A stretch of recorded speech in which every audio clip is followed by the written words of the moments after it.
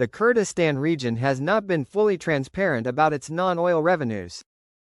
It's important to pay attention to this because these non-oil revenue streams might surpass oil revenues, or at least become equally significant. As of the beginning of the year, loans and advances in banks have been suspended. The reason for this hold is due to a lack of financial liquidity, and it is likely that this suspension will continue until the Central Bank of Iraq and other relevant authorities approve the new controls and conditions. Sami from the World Bank has confirmed that the government is committed to implementing financial and economic reforms. But what's really happening behind the scenes? There's a lot of talk about an upcoming exchange rate announcement, but why all the secrecy? Today, we're going to dive into the preparations for this big announcement. It's more than just about numbers, it could impact your wallet. Stay tuned as we explore why this is such an important topic. Let's start with what we know so far. There have been reports of high-level financial officials holding private meetings. These aren't your typical routine discussions, they're focused on the upcoming exchange rate change. So, what does this mean for everyday people like you and me? First, let's understand why exchange rates matter. The exchange rate is how much one currency is worth in comparison to another. When you travel abroad, you exchange your money for the local currency, and fluctuations in exchange rates can affect how much you can buy. A shift in the exchange rate can directly impact imports and exports. If the exchange rate benefits our currency, foreign products become cheaper, but if it's against us, prices rise, which can lead to changes in the economy that affect all of us. Now, let's get back to those secretive meetings. Why all the hush-hush?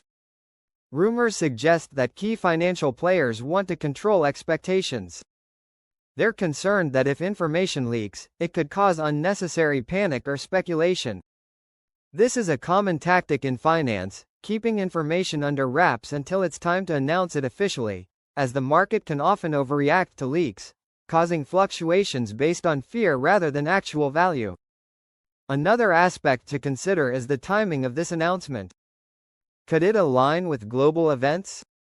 Many believe that international market shifts are influencing these decisions. If the exchange rate announcement happens during a busy travel season, it could affect consumer behavior. People might travel more or spend more abroad, which could bring in an influx of tourists. However, uncertainty might also cause people to hold back on spending, creating an unpredictable environment. What about businesses? Local companies that rely on stable exchange rates will be affected. A favorable rate can lead to savings, but if it swings in the other direction, businesses might face higher costs. This could eventually lead to price increases for consumers, setting off a ripple effect. Investors are also watching closely, trying to predict the outcome based on these secret meetings. Whether you invest directly in currencies or own shares in companies that are affected by exchange rates, everyone has a stake in the situation. As the announcement draws near, the financial community is buzzing with speculation. Some believe it will usher in a new era of financial stability, while others are warning of potential volatility. This is definitely something to keep an eye on. In the past, exchange rate changes have led to dramatic market shifts, sometimes boosting the stock market, sometimes causing a significant drop due to uncertainty. These examples show how interconnected exchange rates are with the economy. So, what can you do with this information? One option is to stay informed. Follow the news and understand the context to make better financial decisions. It might be a good idea to budget for potential price changes that could come after the announcement. If you purchase imported goods, keep an eye on exchange rate updates. And think about discussing this with friends and family, it might offer new perspectives. Now, let's talk about Iraq's obligations to the IMF.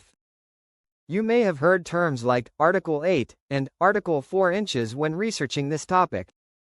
Article 8 focuses on exchange arrangements, while Article 4 involves obligations for countries to provide economic information. Meeting these obligations is crucial for Iraq, as it can help stabilize and grow the nation's economy. Let's break down how Iraq is addressing these obligations. One major area is currency compliance. Iraq has been working to strengthen the Iraqi dinar. A stronger currency can boost confidence among both local and international investors. Iraq is also improving its trade relationships by adhering to IMF regulations. By doing so, Iraq can expand trade, particularly in sectors like oil and agriculture. Since oil exports make up a significant portion of Iraq's revenue, improving trade relations can help diversify the economy. Transparency is another focus. The Iraqi government has been working to publish financial data regularly, so citizens and investors can see how funds are being managed. This helps build trust between the government and the people. On the social side, Iraq hopes that meeting IMF standards will create more job opportunities. A stronger economy leads to business growth, which can reduce unemployment and improve living standards for many families. Foreign investment is another area that stands to benefit from Iraq's progress in meeting IMF obligations. When international investors see that Iraq is complying with IMF rules, they feel more secure in investing. This could bring technological advancements and infrastructure improvements to the country. To sum it up, Iraq is making significant strides in meeting IMF obligations related to currency and trade. These efforts have the potential to transform the country's economic landscape, offering better job opportunities and a more stable economy. But what does this mean for everyday life in Iraq? It could lead to a more stable job market, improved quality of life, and better living standards. Member of the State of Law Coalition, Imran Karkush, commented on Sunday on the statements of the U.S. congressman who revealed reports confirming that the U.S. government funds terrorism with an amount of up to $697 million. Karkush said in a statement to Al-Maluma agency that this admission is not new, noting that many prominent American figures, such as Hillary Clinton and Donald Trump, have indicated in the past that ISIS is an American creation. He added that Iraq is paying the price for these American policies, as it has been exposed to massive destruction due to terrorist operations funded directly or indirectly by Washington, indicating that the United States has exploited these terrorist groups in international conflicts to serve its own interests. He called on Parliament to form specialized committees to follow up on this issue and investigate local parties that may have benefited from this funding, demanding the government to take effective measures to ensure that this funding, which poses a threat to the country's stability, is stopped. U.S. Congressman from Pennsylvania, Scott Perry, caused a huge uproar after admitting that America funded terrorism with $697 million. U.S. Congressman from Pennsylvania Scott Perry caused a huge uproar after admitting that America funded terrorism with $697 million.